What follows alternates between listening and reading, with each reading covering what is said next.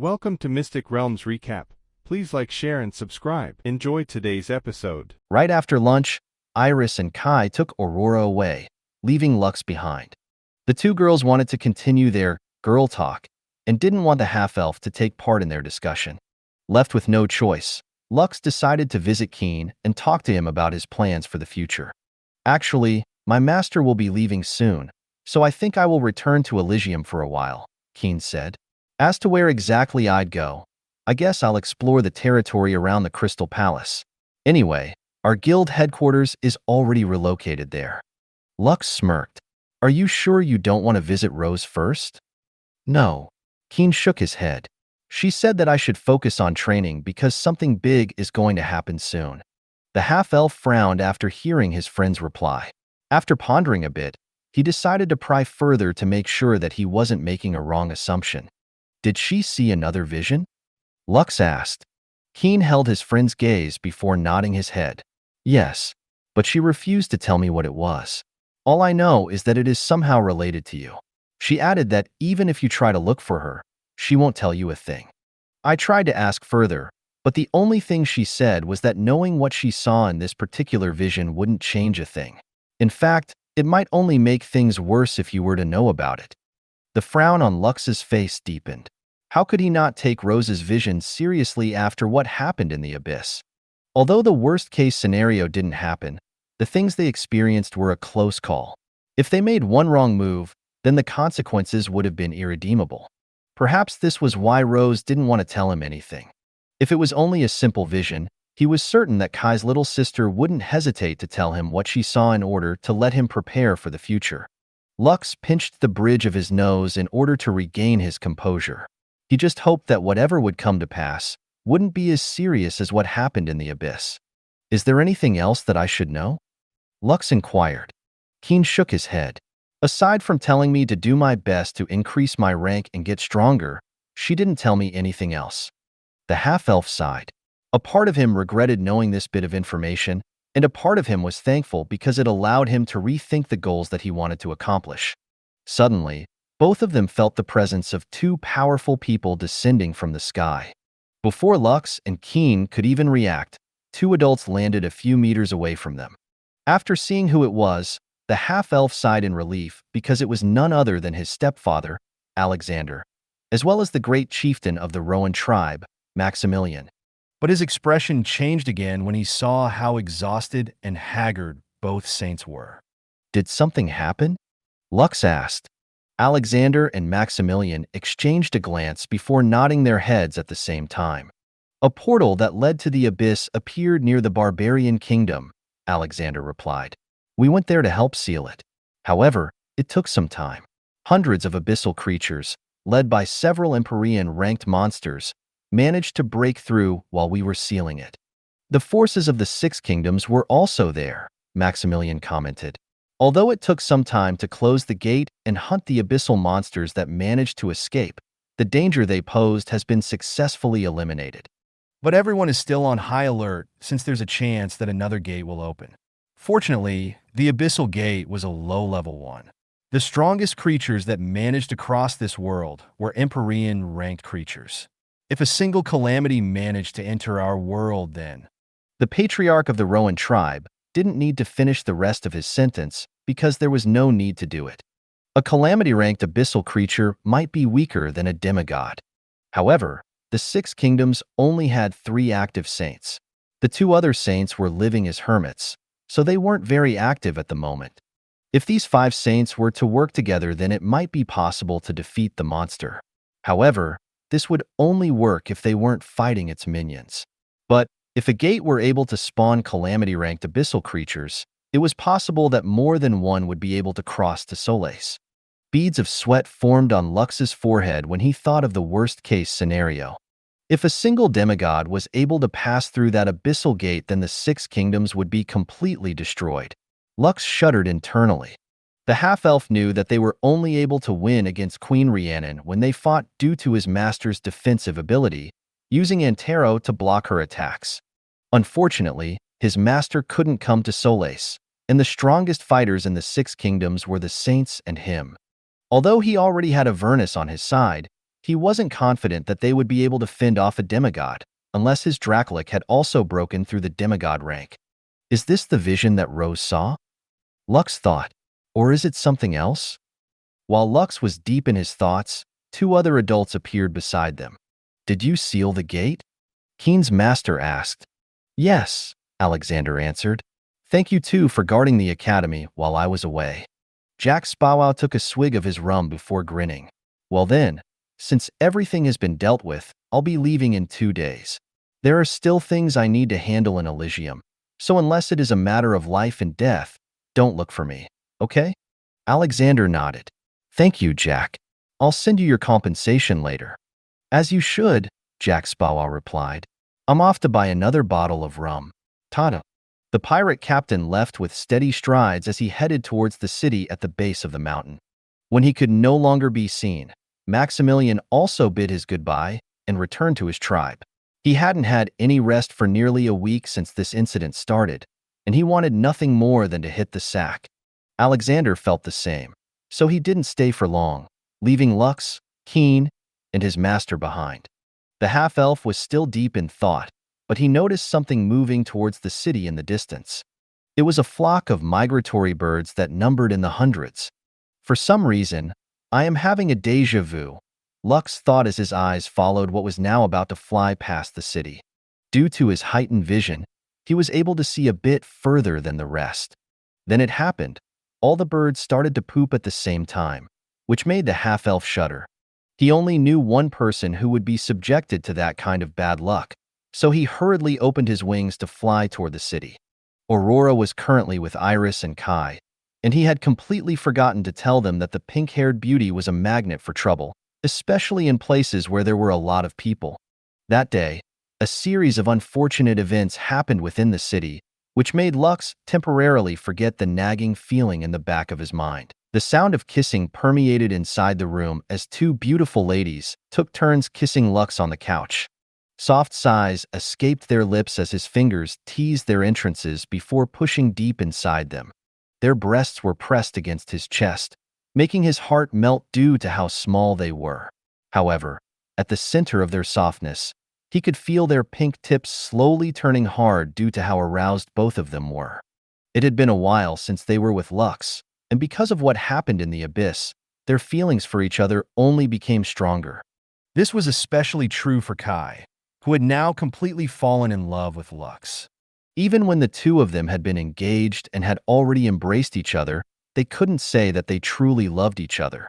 Sure, they cared and probably liked each other, but their love wasn't as strong as the love that Lux and Iris shared with each other. Only after entrusting themselves to each other, which led to Queen Rhiannon's loss, did they truly close that gap, allowing them to fall in love with each other. A few minutes later, the two ladies shuddered at the same time as seductive sighs escaped their lips. The half-elf pulled back his fingers before wrapping his arms around his two lovers and pulling them close to him. Iris and Kai didn't resist and rested their heads on his shoulders. Their faces were flushed, and their breaths were a little ragged. Lux kissed their foreheads and whispered words of love in their ears. They replied in kind and told him they loved him before kissing his cheeks and smothering his lips with their own. Not long after, the two ladies pulled the half-elf to the bed, where they made passionate love with each other. The three of them were not aware that in a guest room not far from theirs, a young lady was panting for breath. Two horns protruded from her head, a spade-like tail appeared out of her backside, and her eyes glowed with a purple light. Her face was flushed as she desperately tried to understand the waves of pleasure that were washing over her body. She didn't know what was happening, but for some reason, she was able to see what was transpiring in Iris' bedroom. But it didn't end there. Due to some kind of unknown phenomenon, her senses fused with Lux's two fiancés, and their feelings were transmitted to her, making her body shudder uncontrollably. She watched as Lux spread Kai's legs apart before lowering his hips. A whimper escaped Aurora's lips as she felt something hot and hard enter her body. She subconsciously clutched the bedsheets, but it wasn't enough. The sensations that were being transmitted to her were completely new to her, and she didn't know what to do with them. The only thing she could do was to helplessly endure, whimper, and squirm as Lux brought Kai to the peak of pleasure. A few minutes later, her body arched upwards as something hot seeped inside her body, threatening to melt her from the inside out. The innocent girl collapsed on the bed and panted for breath. Her body glistened with sweat as she basked in the afterglow of pleasure that was foreign yet familiar to her. Just as Aurora thought that it was finally over, her connection with Iris sent another shiver running down her spine. Another whimper escaped her lips as Lux's first fiancé lowered her hips and took him in. That night, Aurora tossed and turned on the bed as her power as a half-succubus awakened. She was like a small ship being thrown about in a relentless storm, doing her best to survive the onslaught of the giant waves that threatened to capsize her. But despite it all, something inside of her understood that this was why she was born. She was born to be held, to be loved, to be protected, to be embraced. Her perfect body was made to accept these pleasures, allowing her to weather the stormy night that shook her body, heart, and soul. Once everything ended, Aurora laid on the bed. She had already lost consciousness, but even then, her body would twitch from time to time. Clearly, even though she was no longer conscious, the aftershocks of what she experienced were still creating waves inside her seductive body, which had now returned to normal. Her horns and tail disappeared, and her eyes no longer glowed. The bedsheet was wet with sweat, and perhaps with something else. However, Aurora no longer had the capacity to care as she fainted into a dreamless sleep, which her exhausted body needed very badly. Several hours later, Aurora opened her eyes and found herself completely naked. Her nightgown and pillows were on the floor, and everything else was in a complete mess. It was as if a tornado had suddenly passed over her bed, sending everything it hit flying in different directions. At first, she was at a loss as to why this had happened, but it didn't take long for her to recall the events that happened a night ago. A faint blush appeared on her face, and she could also feel her cheeks burning. In order to temporarily forget everything, Aurora did some light stretches in order to help her blood circulate. To her surprise, she felt very refreshed and full of energy. What she didn't know was that when she awakened as a succubus, she had gained the ability to absorb the excess life energy that oozed out of Lux's, Iris, and Kai's bodies from when they were making love with each other. Of course, Aurora didn't know anything about this, and she simply thought that her good mood was due to her getting a good night's sleep. She also temporarily put what happened last night in a corner of her mind as she headed to the pool area to take a bath. Her body felt sticky, and it made her feel uncomfortable. But as she walked towards her destination, she couldn't help but look forward to the day when she would also be embraced by the person she liked. For now, she decided to take her time getting to know that person, as well as the women he loved. There's no rush, Aurora thought. I'll take things nice and slow. The young lady wasn't aware that, after she left the room, Zane and Zeke started to clean up her room, as if erasing any evidence that would point out what had transpired in Aurora's room several hours ago. Make sure to always eat on time, okay? Iris said as she held the baby slime in her arms. Ma, Eiko replied. If you meet a very strong monster, just run away, okay? Ma, get plenty of rest. Ma, don't randomly throw bombs at people, okay? Ma. Iris said a few more things, which only made Lux shake his head helplessly. This was the first time that Eiko would be traveling separately from him, and it made Iris quite worried. Wei Fei Fei said as Kai patted her head. Okay, make sure to always stick with Eiko, okay? Kai stated. No matter what happens, don't leave her side. Wei, share the treasures that you find with her. Wei, don't steal things from good people. But if they are bad people, don't hold back and take everything. Wei. Aurora, who was listening on the side, couldn't help but giggle after hearing Kai's words. It was a last-minute decision, but Fei Fei decided to accompany Eiko on her journey, which surprised Kai. Although she was surprised by Fei Fei's request, Kai decided to agree to her request. As a member of the Rowan tribe, who usually migrated from place to place, she believed that Fei Fei also needed to leave the nest for a short while. That way, she would be able to see a bigger world and adapt to certain situations without Kai's protection. The kids sure grow up fast. Lux sighed as he looked at the two baby slimes that were jumping on the ground in excitement. Indeed. Iris smiled. I just hope that when I give birth to your baby, they will not be as hyper as Eiko. Do you want to give birth to my baby? Of course. But let's get officially married first, okay? Okay. Kai smiled after seeing Lux warm up to the idea of marriage. When they were still back in the abyss, she asked Lux to make her pregnant. However, the half-elf said that they should wait for a few years before they took that step. Marriage was an important thing in their world and wasn't considered a normal ceremony. Although they didn't know that the gods had already abandoned them, everyone took this act seriously, since it would bind them to their partner for life.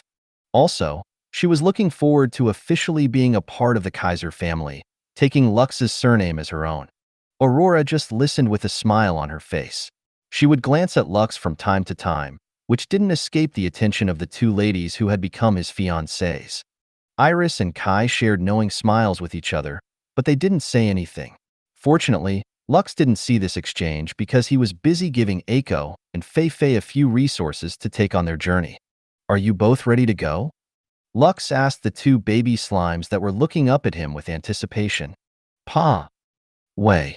Lux chuckled before picking up the two baby slimes. He then walked towards the teleportation gate that Vera had built in a secluded part of the academy, which was connected to Leaf Town and Lux's guild headquarters. Iris wasn't part of Lux's guild, so she couldn't teleport to his guild headquarters. Because of this, Vera took it upon herself to build a teleportation gate that could only be used by their family and Kai. A few minutes later, Iris found herself in a bustling town. Everywhere she looked, she could see dwarves everywhere. Truth be told, this was the first time that Iris was seeing dwarves.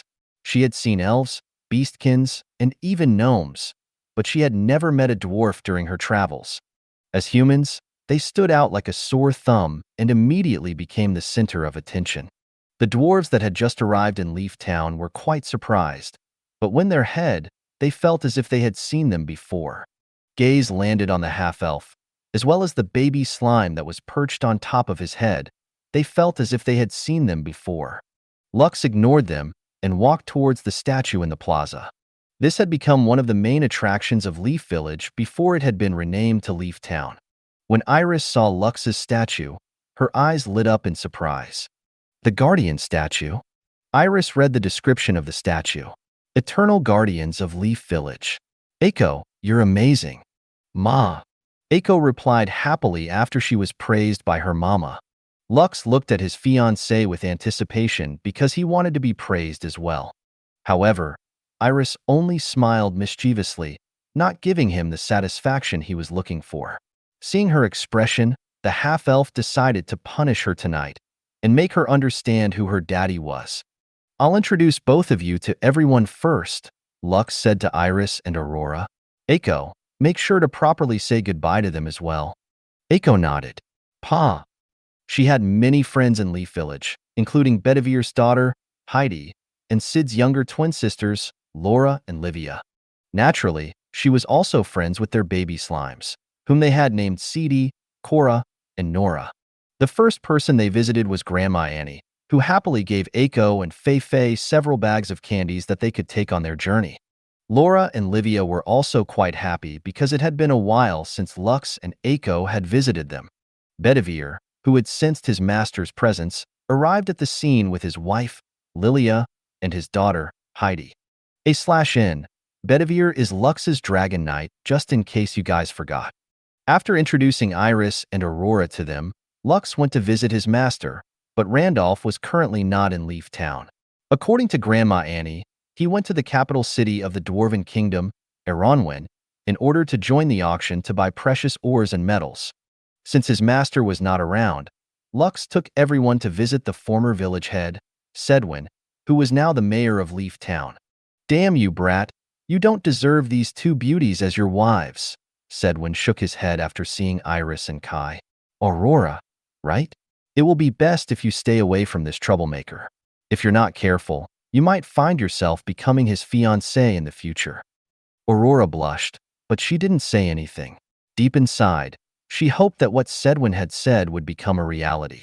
But, for that to happen, she first needed to form closer ties with his official fiancés. A few minutes later, they used the teleportation gate to go to the stronghold of Noria.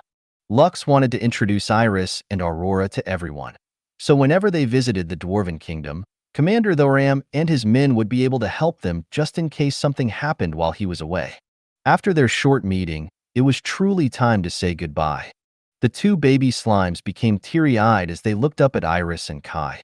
The two ladies did their best to hold back their tears as well, because it might make their hearts waver. Eiko, Fei, enjoy your adventures, Lux said as he patted Eiko's and Fei's heads. If anyone bullies the two of you, remember their names and faces. We will bully them back for you. Pa. Wei. The two baby slimes slowly crawled away, but they couldn't help but look back every few meters. Only after they disappeared from their sight did Iris and Kai bury their heads on Lux's chest, their bodies trembling as the tears they held back earlier finally fell like rain. King Leoric, Lux said softly. You're too overprotective. King Leoric sighed. Even Lillian didn't accompany Eiko on this journey, and you want me to follow her? Lux nodded. Are you sure about this? King Leoric asked. He already knew the answer to this question, but he asked just to be sure. Yes, Lux replied. Do not interfere unless her life is truly in danger. She's already died once. I don't want her dying again. King Leoric eyed Lux for a few seconds before nodding his head. Understood. The Wraith King vanished completely. Among Lux's subordinates, only the Wraith King could turn completely invisible. Because of this, he was the perfect bodyguard for Eiko. The half-elf didn't know what dangers the two baby slimes would face, but he hoped beyond hope that both of them would be able to return to them safe and sound, and a lot stronger by the time their journey came to an end. It had been 2 days since Eiko and Fei went off on an adventure on their own. Because of the immeasurable range between them, Lux was unable to communicate with King Leoric and ask him how the two were doing. Eiko had always been with him for quite a long time, and not feeling her weight on top of his head would take some time getting used to. Even so, he was confident that, with the Wraith King looking after her, she and Fei would be safe as long as they didn't face any calamity-ranked monsters in the wild. The sound of metal hitting metal reverberated in the surroundings as Lux and King clashed. This was the first time that the two of them had actually sparred against each other because they didn't have the opportunity to fight during the Lionheart tournament at Barbados Academy. Cephas and Gerhardt watched this battle with great interest, and the Dragonborn was even cheering on Keen, hoping that the swordsman would be able to defeat the half-elf, who was currently wielding a spear in his hand. Lux was a C ranker, and Keen was a D ranker. Rank-wise, he was stronger than the latter, but right now, they were evenly matched. Most of the time, Keen would end his battles before he could even draw his sword to the fullest. But every time he was fighting with Lux, the only thing one could hear were faint clicking sounds as he unsheathed his sword with a flick of his thumb. Of course, right now, he wouldn't use his killer techniques to fight against his friend. He was helping Lux train on wielding a spear since the latter's main weapon was now the Spear of Longinus. Even though the swordsman wasn't using his technique to the fullest, it didn't change the fact that Lux was unable to land a hit on his body. It made him realize that fighting against experts who had truly mastered their weapons was quite difficult. For them, their weapon was an extension of their body, and they knew how to effectively use it in battle. Even though Lux was stronger rank-wise, Keen was better when it came to technique. In the distance, Iris, Kai, and Aurora watched the battle as if it were a supplemental show for their picnic. This was the first time that Iris had visited Lux's guild headquarters, and she was quite impressed with the floating island that the half-elf had stolen from the Dragon King. Originally, only the mountain range belonged to Lux's territory. However, since the AP had made the Earth Turtle assimilate with the entire island, they were able to bring all of it with them when they came to the Crystal Palace to seek asylum. GAAP had also passed the ownership of the Earth Turtle to Lux, allowing the half-elf to command it even though he was away. While the three girls were observing the battle from a distance, a cheerful voice reached the pink-haired beauty's ears. Aurora. Valerie, accompanied by her two handmaidens, Ollie and Ari, arrived at the scene. The plain-looking girl had given Aurora an artifact that would inform Valerie when her friend was at Lux's guild headquarters. Valerie could have arrived earlier, but she had been in the middle of an important discussion with her mother. However, as soon as she was done, she headed straight to their family's private teleportation gate, allowing her to instantly teleport to Lux's guild headquarters. Valerie. Aurora waved at the approaching young lady with a smile on her face. "How are you?" "I'm good," Valerie replied as she stopped a meter away from the picnic blanket. Her gaze landed on Iris and Kai for a few seconds before making a curtsy. "My name is Valerie." Valerie introduced herself. "These are my two servants, Ali and Ari. Are you perhaps Sir Lux's two fiancés?" Iris nodded. "My name is Iris von Kaiser, and I am Lux's first fiancée. This lady beside me is Caitlin, but you might already know her as Kai." Valerie blinked once then twice before her eyes widened in shock. "As she is Kai?" Valerie stuttered. "That boar with the golden slime on her head?" Iris giggled after seeing Valerie's reaction. Kai, on the other hand, only smiled and nodded her head. "Yes," Kai replied. "I am that boar that you speak of. Feel free to call me Kai like usual." "Unbelievable," Valerie muttered. The dragon slime on Valerie's head snickered, making zzz sounds. "Why don't you join us?" Iris asked. "There's plenty of space here." The blue-haired beauty lightly tapped the space beside her, which made Valerie hesitate for a brief moment. "Come join us, Valerie," Aurora insisted. "Don't worry, they don't bite." A blush appeared on the plain-looking girl's face before she nodded her head in acceptance. After sitting beside Iris, she observed her and Kai, without saying a word. So, the two of them are Sir Lux's fiancé, Valerie thought. Both of them seem nice. As expected of Sir Lux, his charm is powerful enough to attract beautiful ladies to his side. Iris and Kai were also observing Valerie, as well as her two handmaidens. A few minutes later, the two exchanged knowing glances at each other. "It seems that Aurora is not the only one who likes Lux." These were the thoughts that were in Iris and Kai's minds as they shifted their attention to the half-elf, who was still fighting against Keen. The two of them had already removed their shirts because they were soaked with their sweat. Their bodies glistened with perspiration as they continued to clash with each other, making Ali and Ari make snarky comments from the side. "Is he trying to seduce us?" Ali asked. "He already has two fiancés, and he's still showing off like this. I worry about his future." "What a sinful man," Ari sighed. "If he keeps on doing this, I might just accept his proposal to marry him. I think giving birth to 12 kids is just fine. I like to have a big family." The corner of Aurora's and Valerie's lips twitched after hearing Ali's and Ari's remarks. They were currently with Lux's two fiancés, and the two servants were saying whatever they wanted.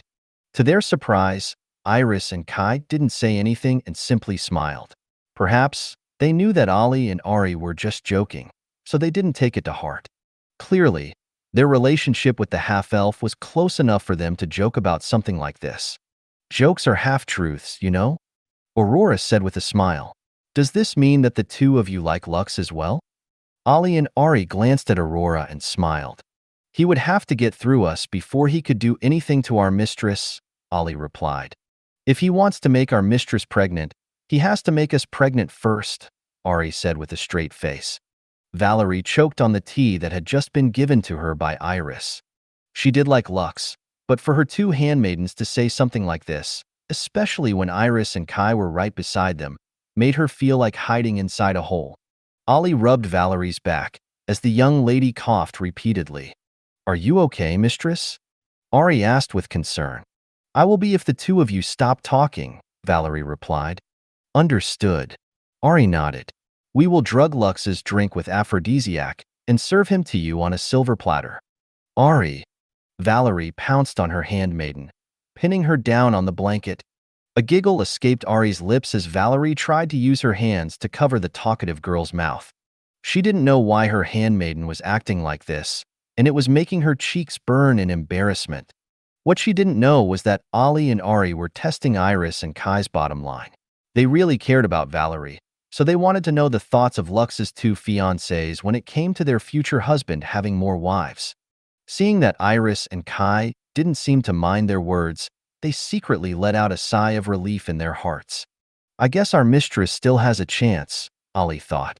What they wanted the most was to see Valerie's happiness. She and her sister were willing to climb a mountain of fire to ensure that the young lady, whom they already treated as their little sister, would be happy. They were even willing to defy the Dragon King's orders if it meant that their mistress would be able to be with the person she loved. Just as the ladies were about to continue their chat, a loud cracking sound spread, and what the two handmaidens didn't know was that Iris and Kai were also carefully observing the ladies around their fiancé. Although they didn't mind sharing their man with others, that didn't mean that they would just accept anyone and call them their sisters. Just as the ladies were about to continue their chat, a loud cracking sound spread in the surroundings. A moment later, a lady fell from the sky. She crashed on the ground a few meters away from Lux and Keen, who were still sparring with each other. Seeing the familiar lady, Lux's face immediately became grim as he ran towards her. She was none other than Hannah.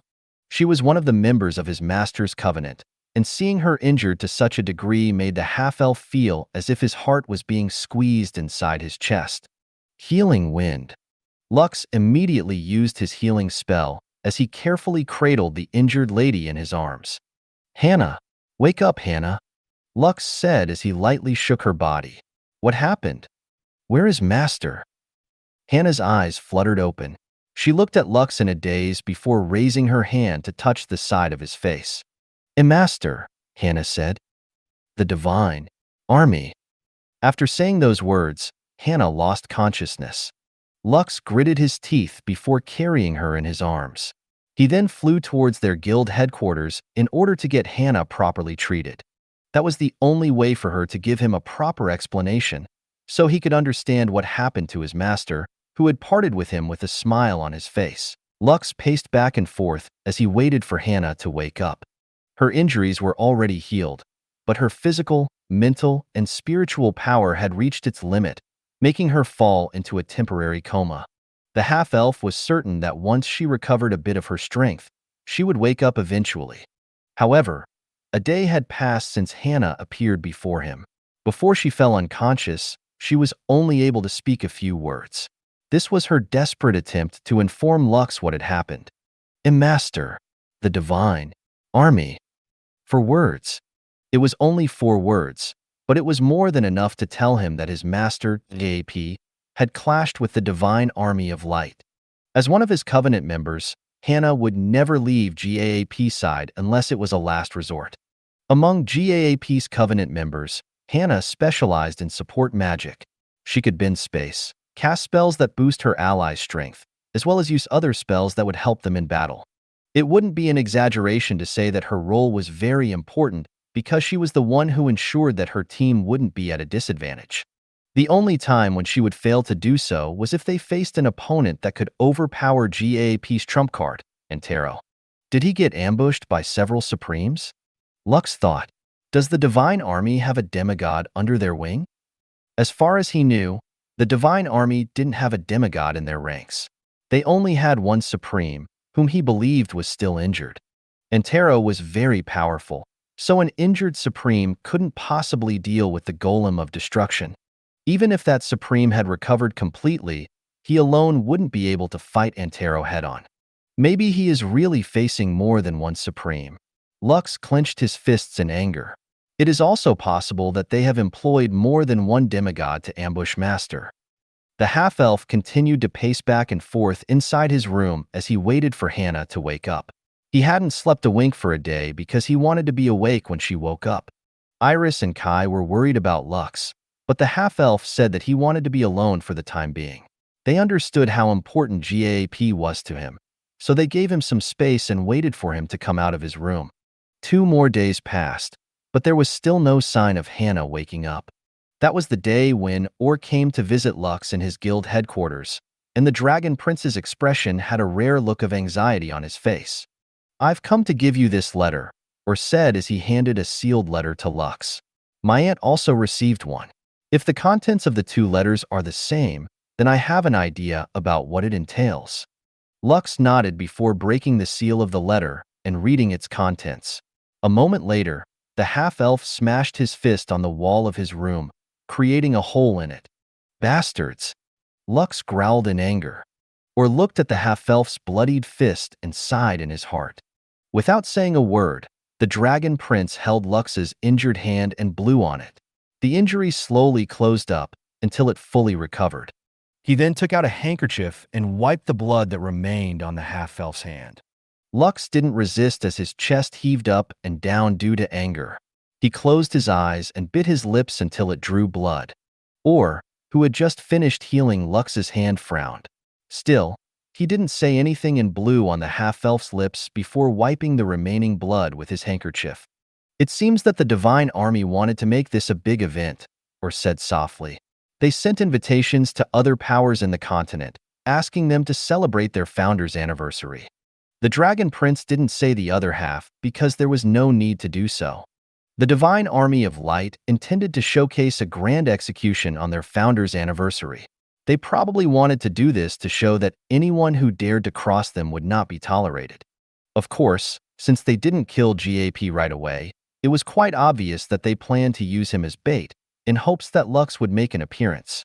He was one of the people that the Divine Army had branded as a heretic, but they couldn't touch him because he was currently inside the territory of the Crystal Palace.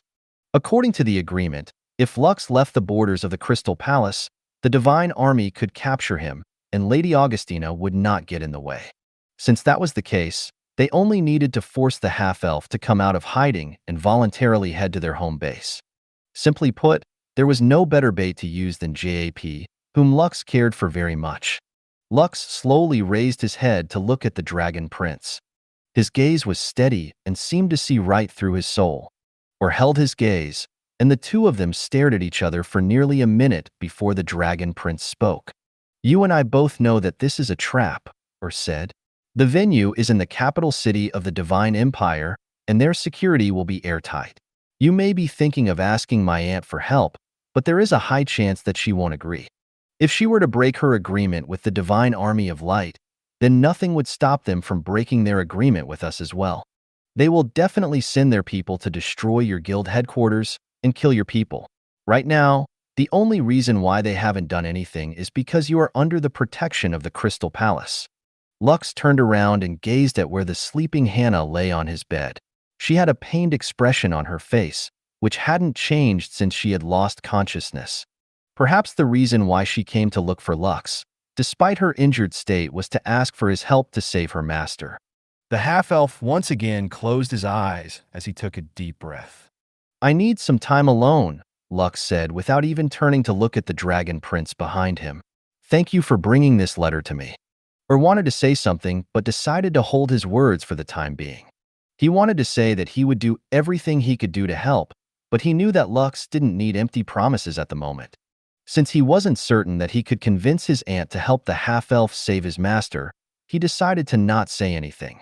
The Dragon Prince gave the half-elf one last glance before closing the door behind him. 1 month, Lux muttered. "They will execute master in a month." The half-elf looked at the letter in his hand before burning it to ashes. He knew that it was impossible for him to fight the entirety of the Divine Army by himself, but right now, he had no other choice but to try. "Wait for me, master," Lux said. "I'm coming for you." Lux looked at the space in front of him with a solemn gaze. Right before him was the information of his guild, and no matter where he looked, he couldn't see his master's name listed anywhere. He had already double-checked and even triple-checked the list of the members of his guild, but no matter how many times he checked, his master's name was nowhere to be found. The half-elf had wondered why his master didn't teleport to his guild headquarters in order to escape from the members of the Divine Army of Light. As a member of his guild, it was fairly easy to use this option to prevent himself from getting captured. But he didn't do that. Which begged the question, why? Lux thought that his master might have been knocked unconscious, preventing him from teleporting away. If this was the scenario, then it would have still been fine. The reason for this thought was because, as a guild leader, he could summon GAAP to his side using the skill, Heaven's Call. Lux had the ability to summon his entire guild, or select the people he wanted to summon. The only condition that must be met for this to be possible was for the people he wanted to summon to agree to being summoned. When he attacked the Hakka dynasty in order to save the family of General Garrett, he only brought Barca and the elites of Blackrock clan with him. This was the selective summoning that he could use as the guildmaster of a mythical guild. Even if his master was thrown into a cell or chained to a wall, as long as his prison or his chains didn't have any spatial restrictions, the half-elf would be able to summon GAP with ease. But now, that plan was thrown out of the window. The reason? His master was no longer part of the guild. I'm certain that when I parted with my master, he was still in the guild, Lux thought. He couldn't think of any ability that could force someone to leave the guild.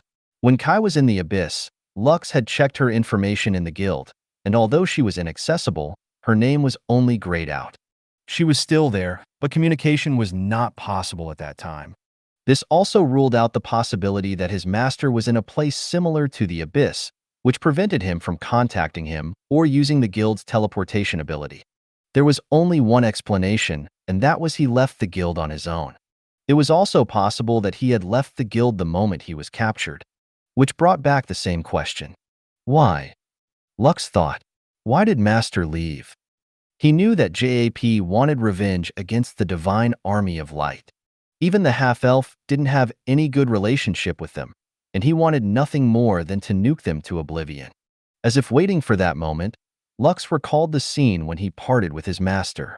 AP had given him the necklace, which pendant was one of the rings that belonged to members of Memento Mori, and said that he had nothing more to teach him. This was similar to a master bidding goodbye to his disciple, allowing them to leave the nest to see a bigger world. The ring belonged to his grandmaster Hirswith, and it was a very important item to the halfling, which he had carried for many years. Passing the ring to Lux was similar to giving him his final gift, his final will and legacy. GAAP had mentioned that he would just go sightseeing in Elysium and promised Lux that he would stop by from time to time. The halfling's mood back then was very carefree, as if he was just going on a vacation. I should have known, Lux thought. I should have known that he was going away to finally execute his revenge. GAP didn't want to involve Lux in his plan to make those who had hunted his master pay for the suffering she felt before they took her life. The half-elf clenched his fists, making a crackling sound, as he thought of his master imprisoned somewhere in the dungeons of the Divine Empire. Suddenly, Hannah stirred from the bed, which immediately caught Lux's attention. When the fox lady opened her eyes, Lux was already by her side and looking at her with a serious expression on his face.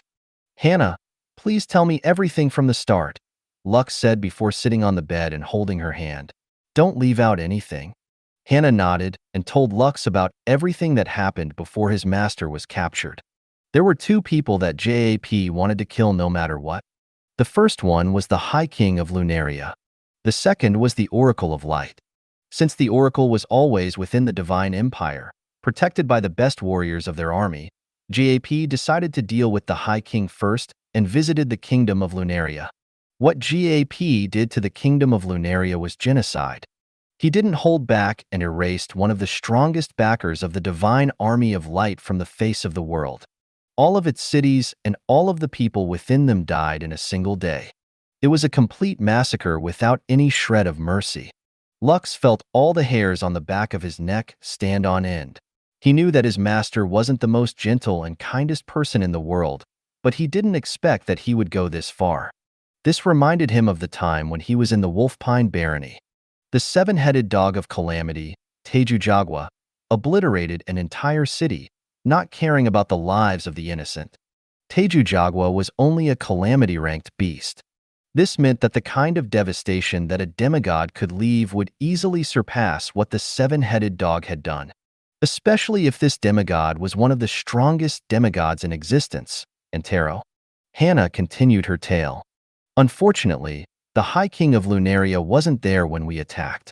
It was highly likely that he was in the Divine Empire at that time, Hannah explained. Because of this, Master decided to attack the nearest allied kingdom of the Divine Army to vent his anger. However, when we arrived at our destination, the enraged High King was there, alongside the elites of the Divine Army. If we were only fighting against saints, we could have still prevailed. However, what we didn't expect was that there would be two Supremes waiting for us. The first was the Supreme of the Divine Army, and the second was the Supreme of the Beast Kingdom. They created a spatial zone that prevented anyone from teleporting away. Although Antero was strong, the two Supremes kept him busy. We tried to defend Master against dozens of saints, but they were simply too strong and too many of them to overcome. When Master was about to fall, I immediately escaped in order to look for help. Just a minute after my escape, I felt the strong tug that would force me to return to his side. This meant that he had been knocked unconscious, which would also make his Covenant members disappear. In order to prevent myself from disappearing, I forcefully broke my covenant with him and headed here as fast as I could. Even now, my strength is fading, and soon, I will no longer have an anchor in this world.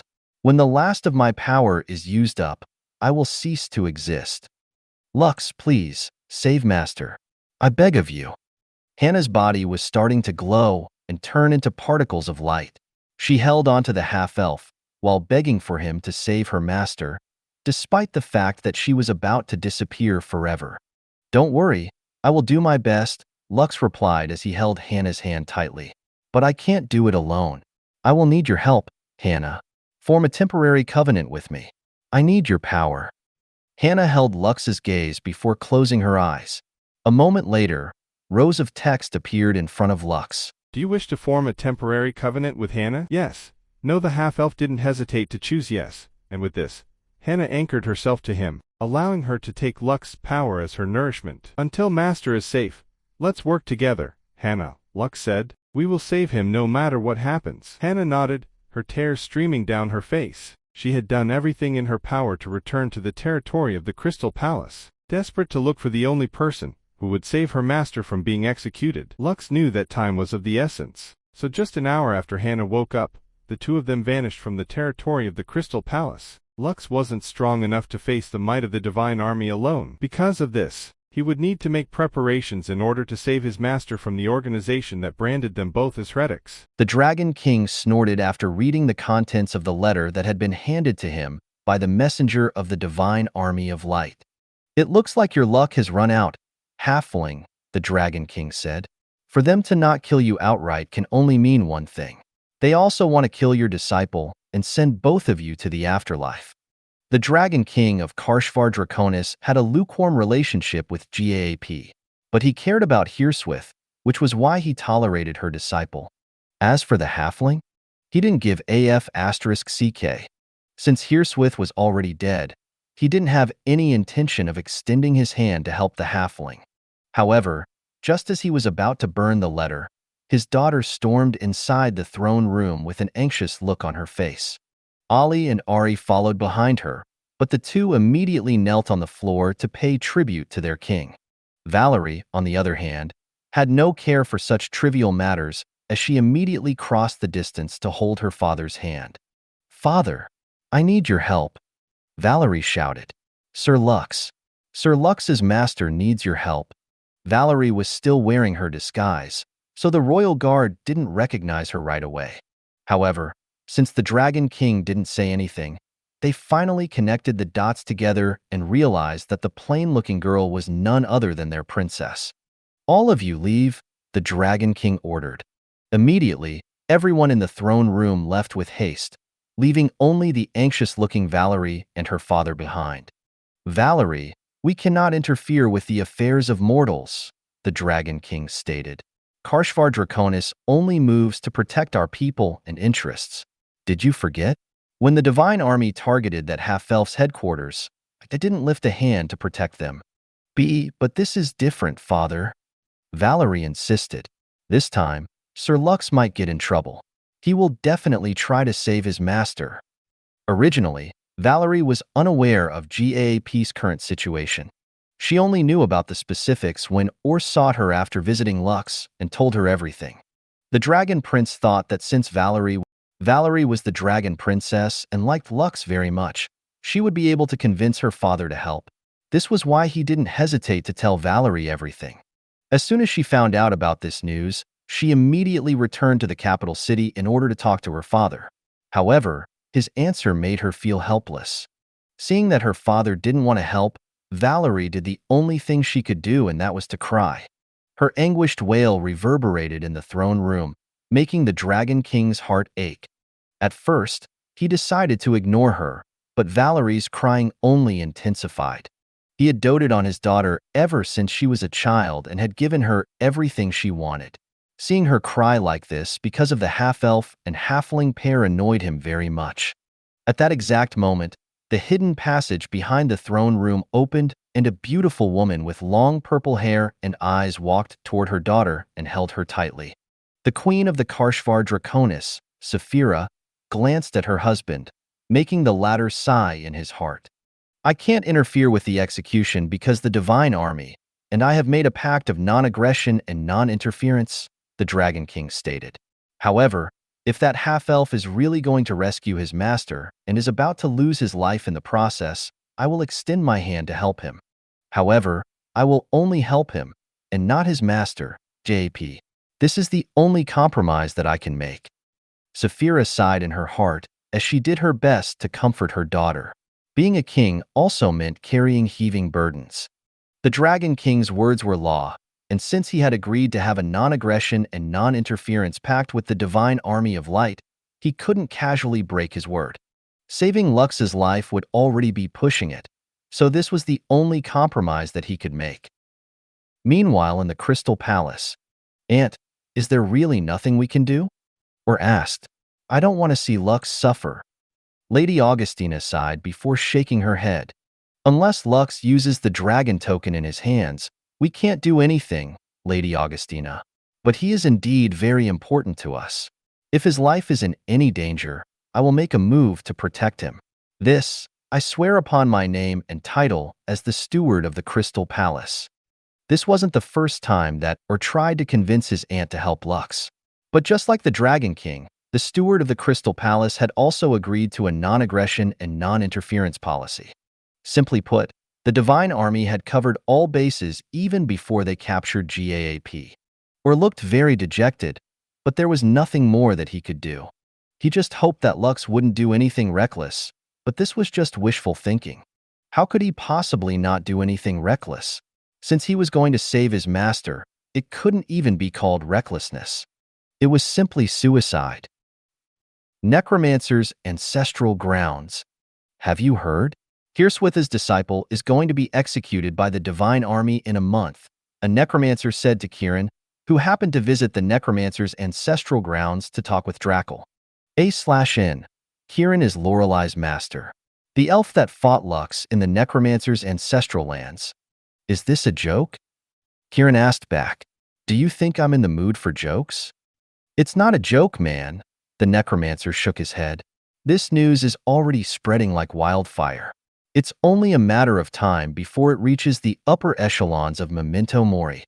Kieran frowned after hearing this news. But, just as he was about to ask another question, a red-headed half-elf appeared inside the ancestral lands, with a fox lady by his side.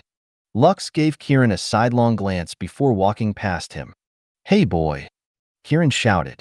Is it true that your master has been captured by the Divine Army and is going to be executed? Yes, Lux answered without even turning back to look at his master's rival. From the very start, he knew that he couldn't depend on the members of Memento Mori since they didn't recognize GAAP as one of their members. He had come to the ancestral lands in order to seek information about where to hunt powerful monsters in great numbers. His guild was simply too weak, and with his current forces, he wouldn't be able to fight against hundreds of saints. Because of this, he needed to strengthen himself as fast as he could and boost the power of his own summons. Although this might not be enough to make a difference, this was the only thing that he could think of at the moment. He still had plenty of trump cards in his possession that he could put to good use. But he also understood that, at the end of the day, he couldn't rely on anyone else aside from himself. From the very beginning, he had no intention of letting his family or his guild join him in this battle. If he were going to enter the lion's den, he would be entering it by himself. Lux would make his enemies understand that he wasn't a pushover, and more importantly, he was never alone. Headquarters of Memento Mori. I'm sure that all of you are aware of the reason why I have summoned you here, the sovereign of Memento Mori said. It's about Hirswitha's disciple, right? An old necromancer inquired. The sovereign nodded. The old necromancer sighed. Even if we wanted to help, what can we do? Back then, we also wanted to help her grand disciple, Lux. But are we capable of helping? The answer is no. We are still weakened, and if we go there, I'm sure that the Divine Army will have a field day as they kill us all. The high-ranking members of the organization nodded their heads in agreement. Even if we send Dylan, what can he do alone? A wrinkled old man commented. The stars of calamity still hadn't returned. We don't have enough manpower to do anything. An awkward silence fell in the surroundings before a blue-haired necromancer spoke. Do you think GAAP's disciple will come to save him? Everyone's gaze landed on the blue-haired necromancer, but the latter held their gaze with a calm expression on his face. Dylan, what do you think? A wrinkled old man asked the only necromancer who could possibly help save GAAP from getting executed. I think you guys are sending me on a suicide mission, Dylan replied. But I don't mind going. If there is an opportunity to save him, I will do my best. However, don't expect too much. The moment I make a move, it will be hard for me to escape from the Divine Empire. An old lady smiled. I'm pretty sure that the Divine Army set up this trap mainly to capture GAAP's disciple. However, I also think that they might also expect some of our members to appear. It's like hitting two birds with one stone. All the necromancers nodded because this was indeed the case. Very well, Dylan. I assign you with the task of going to the Divine Empire and doing what you can do, the wrinkled old man commanded. However, if there is really no hope, don't do anything. If GAAP's disciple appears, do your best to ensure that he doesn't die a stupid death. It is the least we can do for Hirswitha's legacy. Dylan nodded. Very well. I will now make preparations. Since the execution is supposed to take place on the day of their founding anniversary, their security will be at the highest level. Can I take a few things from our treasury? I'm sure that they will increase my chances of survival. The old man didn't hesitate and nodded his head. I will allow you to take 3 items from the treasury. Remember, no more than 3. Understood, Dylan nodded before leaving the room. In his heart, the only thing he could do was sigh. It feels like what happened in the ancestral lands happened only yesterday, Dylan thought. Now, the one who needs saving has been reversed. Instead of the disciple getting saved by his master, it is now the master who should be saved by his disciple. Another sigh escaped Dylan's lips as he headed towards the treasury. In his mind, at least one of the two with Hirswitha's legacy must survive no matter what. If he couldn't save GAAP, he would certainly do everything in his power to save Lux. The roars of countless monsters spread in the surroundings. Keen, Gerhardt, and Cephas were doing their best to fight against the beast tide, which was threatening to destroy the one and only city of a budding kingdom, which was just recently established. Not far from the 3 of them was an army of dwarves, led by the guildmaster of Eternal, Aina. When Lux went to the Necromancer's ancestral lands, he had asked Drackle if there were any beast tides that were happening in the territories that he knew. A few minutes after that, the vampire noble told him about the recently founded Xeno Kingdom, which was located in the northwest of Elysium. Using the teleportation of the ancestral lands as a springboard, the half-elf arrived at his destination. To his surprise, the Xeno Kingdom was actually a kingdom of dwarves. But there was even a bigger surprise that awaited him. The ruler of the Xeno Kingdom was actually Aina's and Colette's father, Victor Goldenslayer. The irony was that after the kingdom was founded, a beast tide threatened to end its existence. Naturally, this was something that the Goldenslayer family wouldn't allow. Aina's father was a saint, but he was the only saint in their kingdom. The rest of his subordinates were all high rankers, and what they were about to deal with was an S-class beast tide. An S-class beast tide meant that the leader of the pack was a calamity-ranked world boss. Because of this, they needed all the help they could get. Unfortunately, after establishing a kingdom of his own, Aina's father was forced to cut his connections with the royal family of Solais and brought all of his retainers to Elysium. He was a duke and was related to the current king of their kingdom by blood. His cousin, the king, wanted to use the Xeno Kingdom as his own foothold in Elysium. Knowing that this would lead to conflict and thinking that there was a huge possibility that all of the effort and resources he spent to build the Xeno Kingdom would be down the drain once they snatched the kingdom from his hands, Victor decided to cut ties with the royal family. Naturally, this angered the royal family, and they demanded that he change his mind. But who was Victor? He was someone who wouldn't allow others to share the pie that he had painstakingly baked for him and his family. Want to kick me out of my own kingdom? No, thank you. Simply put, Victor had burned the bridge that connected him to the dwarven kingdom in Solais. With this move of his, none of the members of the royal family, the nobles, or their armies could step foot in the Xeno kingdom, as they didn't even know its location in Elysium. Just as they were wondering how they were going to survive the beast tide, Lux appeared alongside his friends and immediately helped to exterminate the monsters that threatened to wipe the Xeno kingdom from the face of Elysium. Father, did you see that? Colette, who was standing beside her father on an elevated platform, asked. That's my big brother. The one that I kept telling you about. The one that you keep insisting that I make Aina's husband? Victor asked back. Yes. Isn't he amazing? Humph. Although Victor was indeed grateful for Lux's help, he just wouldn't casually say, okay, let's have the two of them marry. As someone who spoiled both Aina and Colette, since they were his daughters, he would never allow just anyone to marry them without getting his permission. Just as Victor was observing the battle from his location, an ear-piercing screech was heard from the rear of the beast tide. The Calamity-ranked world boss had finally made its appearance, and with this, the king of the Xeno kingdom took to the skies in order to battle it. Currently, Lux, Keen, Gerhardt, and Cephas were dealing with the first wave of the beast tide. The weakest among the beasts were rank 4 monsters, and the alpha monsters of the horde were Deimos-ranked monsters. The dwarven army only numbered around 100,000, including the members of Aina's guild, Eternal. To some factions, this number of soldiers was already good, especially for a newly founded kingdom. However, against a beast tide with monsters numbered in the millions, it wasn't enough, and they were at a huge disadvantage. Fortunately, Lux and his friends appeared to help deal with the alpha monsters and the small fries. The Undead Legion even took the vanguard in the battle. If there were any monsters able to pass their defenses, they would then be dealt with by the dwarven army. The reason why Lux was looking for information about beast tides was due to the fact that this was the fastest way to farm beast cores. Right now, he needed a lot of them, which he would use to strengthen himself by absorbing all of them. Keen, Gerhardt, and Cephas had heard about what happened to GAAP, and they decided to help Lux in whatever way they could. Truth be told, the half-elf could have easily dealt with the beast tide if he wanted, but he didn't do that. He had summoned his friends so they could gain experience, allowing them to increase their ranks, while he got the beast cores to increase his rank. When he heard the screech of the giant rock at the back of the monster army, he knew that things were now about to get messy.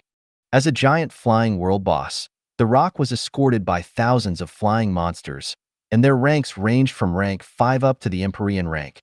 Its wingspan was 36 meters, and its entire body was emitting powerful gusts of winds that repelled anything that flew near it. This was why its retainers flew several hundreds of meters away from it, allowing the world boss to fly unimpeded. The flying beasts that were part of the beast tide only comprised a tenth of it. Even so, this small percentage was perhaps the most difficult to face due to how powerful their leader was. Now that Eiko was no longer accompanying him, his undead legion wasn't as numerous as it was when the baby slime was with him. Fortunately, he had someone who could help increase his army the moment he appeared on the battlefield. Come, Avernus, Lux ordered.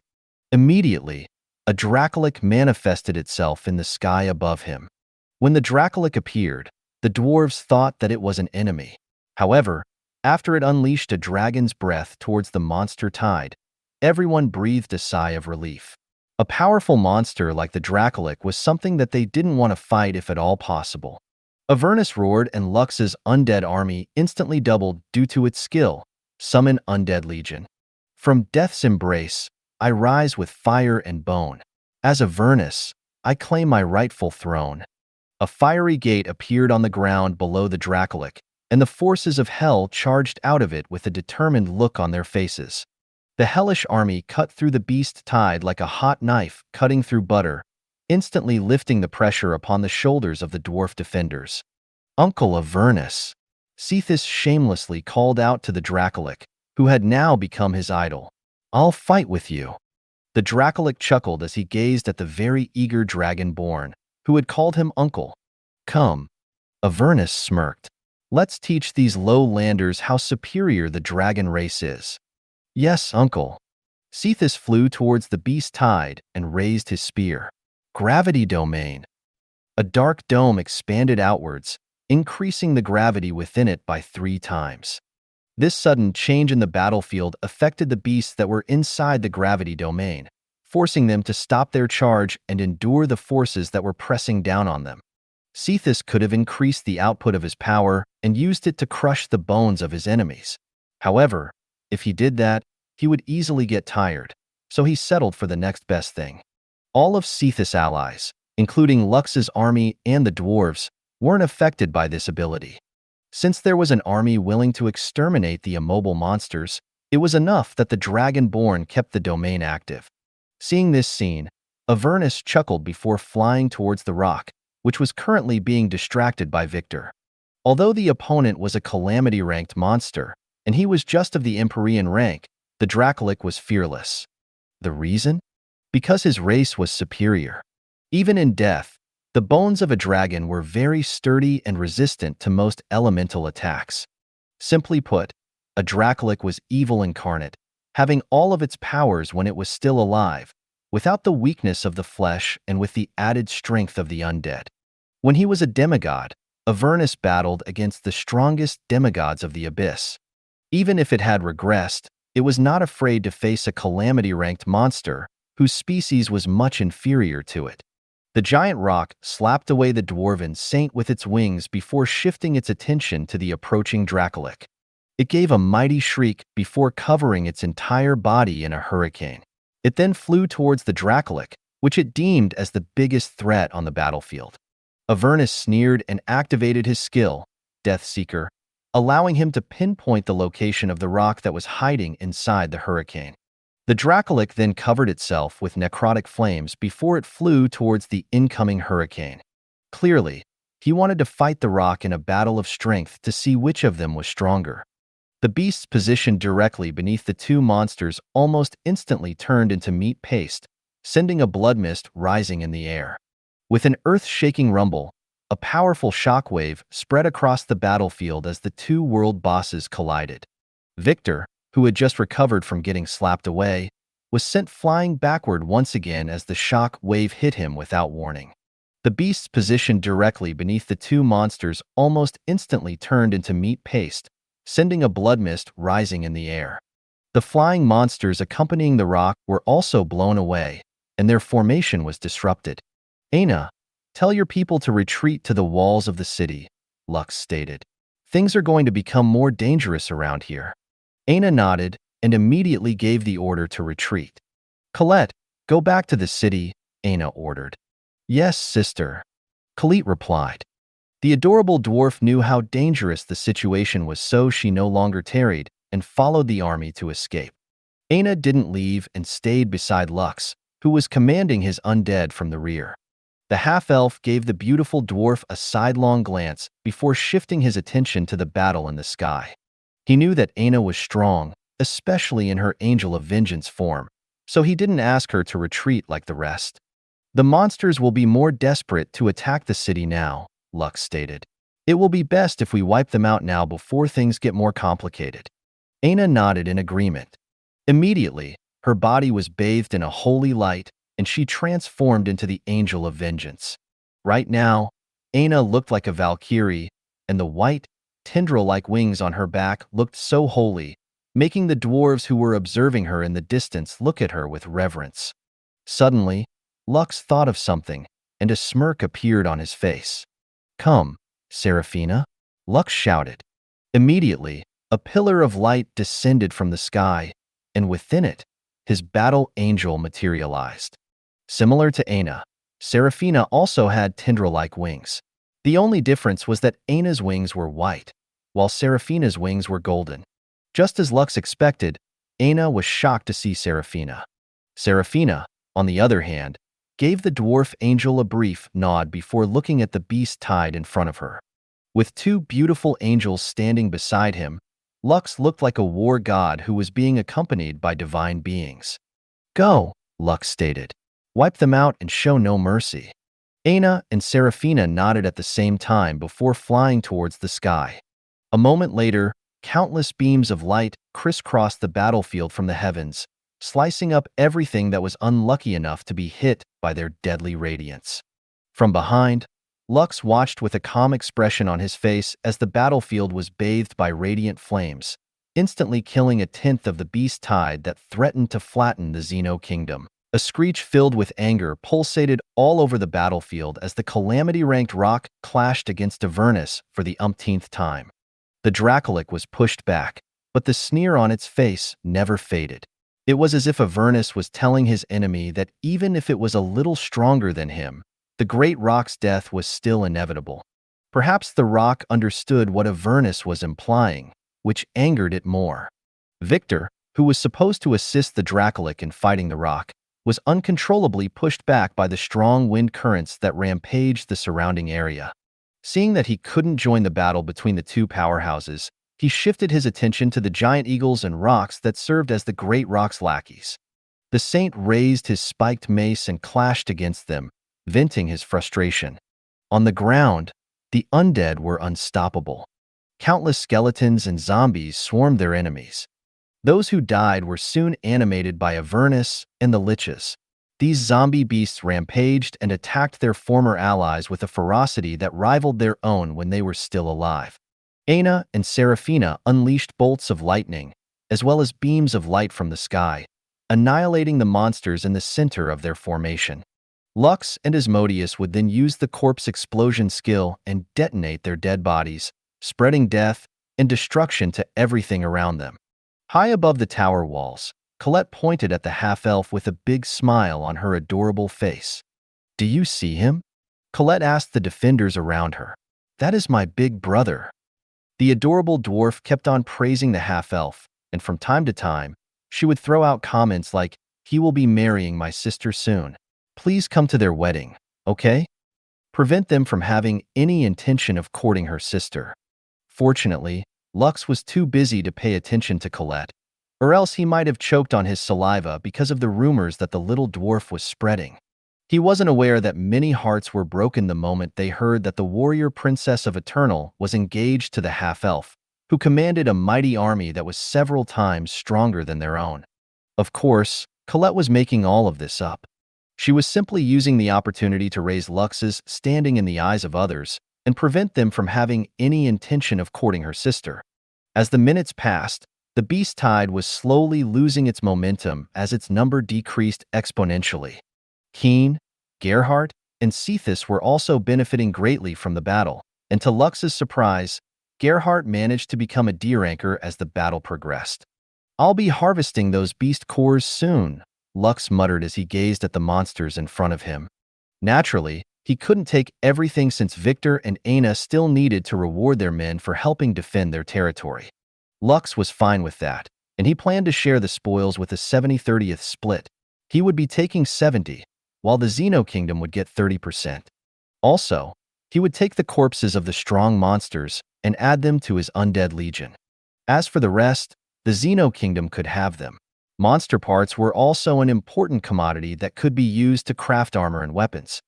Once he deemed that it was safe, Lux sent a signal to Colette to open the gates of the city. Colette didn't hesitate and gave the order.